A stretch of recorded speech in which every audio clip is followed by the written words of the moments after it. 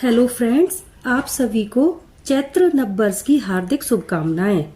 आज चैत्र नवरात्रि का प्रथम दिन है और आज के दिन शैलपुत्री की पूजा की जाती है। शैलराज हिमालय ने कठिन तपस्या की तो भगवती ने प्रसन्न होकर शैलराज के यहाँ जन्म लिया। इस कारण शैलपुत्री नाम पड़ा। यह भी भगवती का ही एक रूप है जिसकी पूजा पाड़वा के दिन अर्थात प्रथम दिन की जाती है। बोलो शैलपुत्री देवी की जय। इति प्रथमो अध्याय प्रारंभः। मेधा ऋषि का राजा सूरत और समाधि को भगवती की महिमा बताते हुए मधु कैटव वध का प्रसंग सुनाना। श्री चंडिका देवी को नमस्कार है। वे अपने 10 हाथों में खंग, चक्र, गदा, वाण, धनुष, परधि, शूल, भुसुंडी, मस्तक और शंख धारण करती हैं। उनके 3 नेत्र हैं। वे समस्त अंगों में दिव्य आभूषणों से विभूषित हैं। उनके शरीर की कांति नीलमणि के समान है तथा वे 10 मुख और 10 पैरों से युक्त हैं। इस प्रथम चरित्र के ब्रह्मा जी ऋषि हैं, श्री महाकाली देवता हैं, गायत्री छंद है, नंदा शक्ति है, रक्त दंतिका बीज है, अग्नि तत्व है, ऋग्वेद स्वरूप है। श्री महाकाली की प्रीति के निमित्त इसका प्रथम चरित्र के पाठ में विनियोग है। इस विनियोग को पढ़ जल छोड़ ध्यान करें। महर्षि श्री मार्कंडे जी बोले, भगवान सूर्य के पुत्र सावर्णी, जिनको कि 8वां मनु कहते हैं, उनकी उत्पत्ति की कथा विस्तार पूर्वक कहता हूँ, सो आप ध्यान से सुनिए। महाभाग्यवान सूर्य पुत्र सावर्णी जगत जननी महामाया की कृपा से जिस प्रकार वह मनवंतर का अधिपति बना, उस कथा को भी सुनिए। पूर्व समय में स्वरोचिसनवंतर के चैत्र वंशोत्पन्न राजा सूरथ समस्त पृथ्वी मंडल के चक्रवर्ती राजा हुए थे। राजाओं से सूरथ का वैमनस्य हो गया। दुष्टों को सजा देने वाले उस राजा सूरथ ने उन कोला विध्वंसियों का भयंकर युद्ध हुआ और थोड़ी सेना कोस होने पर भी कोला विध्वंसी राजाओं ने सूरथ राजा को युद्ध में जीत लिया। तदनंतर वह राजा अपने नगर में आकर अपने देश का राज्य करने लगा। इस पर भी अन्य शत्रु राजाओं ने भी इस महाभाग राजा सूरथ पर चढ़ाई कर दी और अपने नगर में भी दुष्ट आत्मा दुराचारी मंत्रियों ने प्रबल राजा का कोष, सैन्य तथा सैन्य की समस्त वस्तुएं छीन ली। तब तो वह राजा सूरथ अपने राज्याधिकार हार कर बिना किसी को साथ लिए अकेले ही घोड़े पर सवार होकर शिकार खेलने के बहाने से घोर जंगल में चला गया। वहां पर महर्षि मेधा का परम सुंदर आश्रम देखा, जो कि शांत हृदय सिंह, व्याघ्र आदि जानवरों तथा निज शिष्यों और मुनियों से सुशोभित था। उस स्थान पर बैठे हुए महर्षि मेधा के लिए राजा सूरथ ने नमस्कार किया और मुनि द्वारा उचित सत्कार प्राप्त कर वह राजा सूरथ कुछ समय तक इधर उधर विचरता हुआ उसी आश्रम में रहा। कुछ काल के बाद फिर वह राजा अपने राज्य तथा प्रजा की ममता से आकर्षित हो विचार करने लगा कि जिस राज्य का मेरे पूर्वजों ने भली प्रकार संचालन किया और प्रजा का पालन किया था, वह राज्य आज मुझसे चला गया। वे दुष्ट मेरे नौकर मेरे राज्य का पालन धर्म नीति के अनुसार कर रहे होंगे या नहीं, और वह सदा मद में उन्मत्त रहने वाला शूरवीर मेरा मुख्य हाथी दुश्मनों के वश में आकर न मालूम क्या क्या कष्ट भोगता होगा, और वे मेरे आज्ञाकारी नौकर प्रतिदिन प्रसन्नता से धन और भोजन प्राप्त किया करते थे। अब निश्चय ही उन दुष्ट नरपतियों के आश्रय में रहकर कष्ट भोगते होंगे तथा मेरे राज्य के धन को कुमार्ग में व्यर्थ ही अपव्यय करते होंगे, और वह धन मेरे पूर्वजों ने बड़े कष्ट से संग्रह किया था, अब वह कोष नष्ट हो गया। इस प्रकार वह राजा राज्य की अन्य सभी बातों की चिंता करने लगा। कुछ काल के बाद एक दिन महर्षि मेधा के आश्रम के समीप एक वैश्य को आते हुए देखा। तब राजा ने उस वैश्य से पूछा, अरे भाई, तुम कौन हो और यहाँ आने का आपका क्या कारण है, और तुम इस समय मलिन मुख शोक युक्त दिखलाई देते हो, इसका क्या कारण है?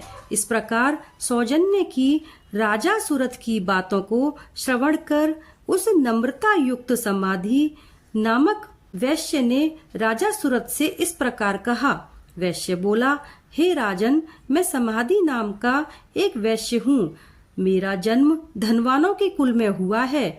मेरे असाधु स्त्री पुत्र आदि ने मुझे धन के लोभ के कारण घर से बाहर निकाल दिया है। उन्होंने मेरा धन छीन लिया और मैं धन पुत्र से विहीन हूँ। अब मैं स्वजनों से रहित दुखी होकर इस वन में आया हूँ। अब मुझे उन अपने स्त्री पुत्र तथा बंधुओं के कल्याण अकल्याण कुछ भी पता नहीं है। मैं यहाँ पर रहने के कारण अपने उन स्त्री पुत्र तथा स्वजनों की परिस्थिति को भी नहीं जान सकता। वे इस समय अपने अपने स्थान में सुखी हैं या दुखी। मेरे पुत्र सदाचारी हैं या व्यभिचारी, इस समय मैं यह नहीं जानता हूँ।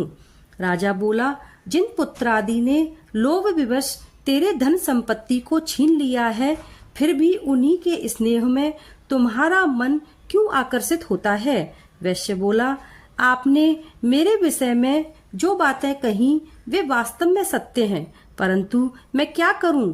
मेरे चित्त में कठोरता नहीं है। जिन मेरे पुत्रादि ने धन के लोभ में आकर मेरे से पिता का स्नेह छोड़ मुझे घर से निकाल दिया है, हे महामते राजन, मेरा चित्त फिर भी उन्हीं में क्यों आसक्त हो रहा है?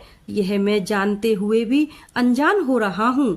मेरा मन उन दुष्ट आत्मा स्त्री पुत्रादि में क्यों आसक्त हो रहा है और उन्हीं के कारण ऊर्ध्व श्वास चल रहे हैं, और इसका मुझे बहुत दुख है तथा मेरा मन खिन्न है। मैं क्या करूं? मन मेरे स्वजनों के प्रीति रहित होने पर भी मेरे मन में उनके प्रति कठोरता नहीं होती। श्री मार्कंडेय जी बोले, हे द्विज श्रेष्ठ, तदनंतर राजा सूरथ और समाधि दोनों मिलकर श्री मेधा मुनि के आश्रम गए। मुनिवर को प्रणाम किया। फिर दोनों वैश्य तथा राजा बैठकर मेधा ऋषि से अनेक प्रकार के कथा प्रसंग करने लगे।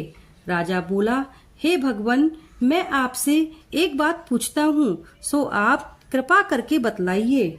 हे महाराज, मेरा मन मेरे वश में नहीं है। इस बात का मुझे बहुत दुख है। गए हुए राज्य तथा अन्य सभी स्त्री पुत्र बांधवों की ममता मुझे अभी तक बनी हुई है।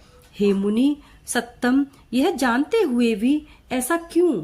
मेरा स्नेह उनके प्रति अज्ञानियों की तरह विशेष बढ़ता जाता है, और इस समाधि वैश्य को इसके स्त्री पुत्रादि ने त्याग दिया है तथा इसे घर से निकाल दिया है। यह स्वजनों द्वारा त्यागा हुआ भी उनमें अत्यंत आसक्त रहता है।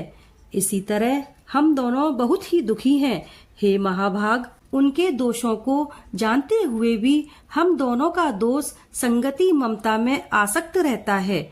इसको इतना ज्ञान होते हुए भी इस प्रकार की ममता होने का क्या कारण है? मेरे लिए तथा इस वैश्य के लिए अज्ञानी मनुष्यों के तुल्य वह मूढ़ता क्यों उत्पन्न हो रही है? तदनंतर मेघा ऋषि ने कहा कि समस्त जंतुओं के विषय के जानने योग्य ज्ञान होता है। हे महाभाग, इसी प्रकार सभी के लिए विषय पृथक पृथक होते हैं। कोई प्राणी दिन में नहीं देखते, कोई रात्रि में नहीं देखते, और कोई कोई पुरुष दिन रात्रि में समान दृष्टि से देखने वाले होते हैं। सभी पुरुष ज्ञान युक्त हैं, यह बात सत्य है, इसमें कोई संदेह नहीं।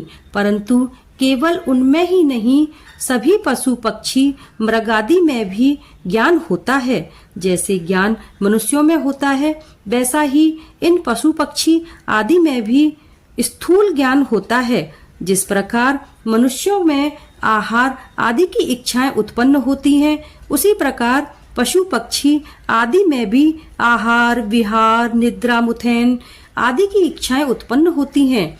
ज्ञान होने पर पक्षियों की तरफ देखो, ये क्षुधा से पीड़ित होने पर भी ममता के वश में अपने बच्चों की चोंच में किस भांति स्नेह से चुगा देकर प्रसन्न होते हैं। हे राजन, मनुष्य की अभिलाषा युक्त अपने पुत्र पौत्रों के साथ इसी भांति वर्ताव करते हैं। वह उस पालन पोषण का बदला लेने की अभिलाषा से करते हैं। जब हमारी वृद्धावस्था आवेगी तब हमारा पालन पोषण वे करेंगे। क्या यह तुम नहीं देखते कि पुत्र आदि उनका भरण पोषण ना भी करें तथापि माता पिता तो करते ही हैं। उसका कारण यह है कि विश्व की स्थिति को रखने वाली महामाया के प्रभाव से ममता रूपी उन दोनों उग्र असुरों को अपनी तरफ मारने को आते देखकर और जनार्दन भगवान विष्णु को सोता हुआ देखकर ब्रह्मा जी योग निद्रा को प्रसन्न करने के लिए एकाग्र मन से स्तुति करने लगे, जिससे कि भगवान विष्णु के नेत्रों से भगवती योग माया अपना प्रभाव हटा ले और भगवान सोते से जाग पड़े। वह योग माया विश्वेश्वरी, जगत माता, जगत को उत्पन्न करने वाली, स्थिति पालन करने वाली, संहार करने वाली, भगवान विष्णु की अतुल तेज वाली निद्रा स्वरूप अनुपम शक्ति है।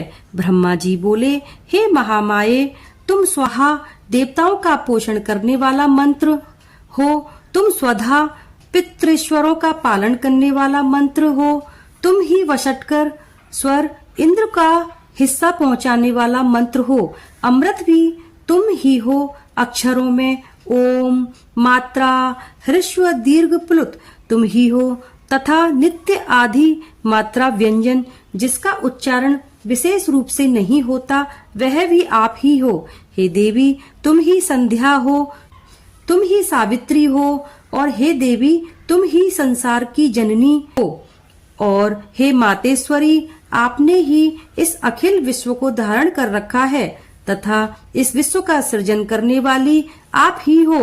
हे देवी, इस विश्व का पालन आपके द्वारा ही होता है तथा अंतिम समय में संहार करने वाली आप ही हो। रचना काल में सृष्टि रूप तथा पालन काल में स्थिति स्वरूप आप ही हो। हे जगन्मय, इस विश्व के संहार काल में आप संहार स्वरूप हो, आप ही महाविद्या हो, आप ही महामाया हो, आप ही महामेधा और महास्मृति हो, और आप ही महामोहा, महादेवी, महाअसुरी हो। हे मातेश्वरी, तुम ही समस्त चराचर के तीनों गुणों सत्व, रज, तम की उत्पन्ना करता प्रकृत रूप हो। आप ही काल रात्रि, भयंकर यमरूप, महारात्रि, प्रलय स्वरूप तथा दारुण मोहरात्रि, विश्व को मोहने वाली आप ही हो, और आप ही श्री ईश्वरी हो, और आप ही बुद्धि की बोध स्वरूपा हो। लज्जा, पुष्टि, शांति, क्षमा आप ही हो। हे मातेश्वरी, आप खड्ग, शूल, घोर गदा, चक्र, शंख, धनुष, बाण, भुसुंडी, परधि आदि अस्त्र शस्त्रों को धारण करने वाली हो। हे देवी, आप ही सौम्य सौम्यता हो तथा समस्त विश्व में आप ही अति सुंदर हो। पर एवं अपर सबसे परा परमेश्वरी तुम ही हो। हे सभी स्वरूपों को धारण करने वाली, जहाँ कहीं जो कुछ भी, उन समस्त वस्तुओं की शक्ति आप ही हो। मैं आपकी किस भांति से प्रार्थना करूं? जो इस विश्व की रचना, पालन और संहार करता है, उस भगवान विष्णु को आपने अपनी निद्रा के वश में कर लिया है।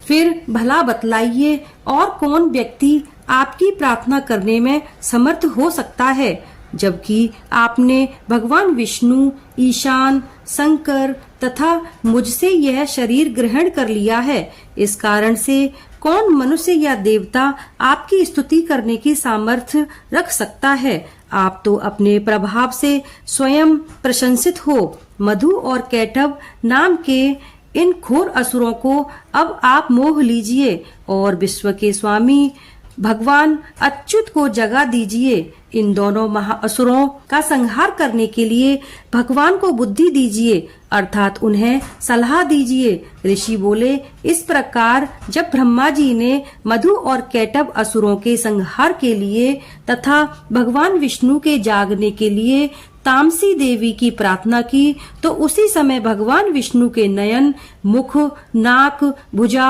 हृदय और वक्षस्थल से निकलकर अव्यक्त जन्मा श्री ब्रह्मा जी के योग माया आगे उपस्थित हो गई और उस योग निद्रा से भगवान जनार्दन भी जाग पड़े। तदनंतर भगवान विष्णु ने शेष सैया पर बैठे हुए ही उन महापराक्रमी वीर्यवान मधु और कैटभ दोनों असुरों को देखा। ब्रह्मा जी को खाने के लिए क्रोध से जिनकी आंखें लाल लाल हो रही थीं, उसी समय भगवान विष्णु ने शेष सैया से उठकर उन दोनों असुरों से युद्ध किया और भगवान विष्णु ने 5000 वर्ष तक बाहु युद्ध किया। अति बलशाली महाउन्मत्त दोनों असुरों को महामाया ने मोहित कर रखा था।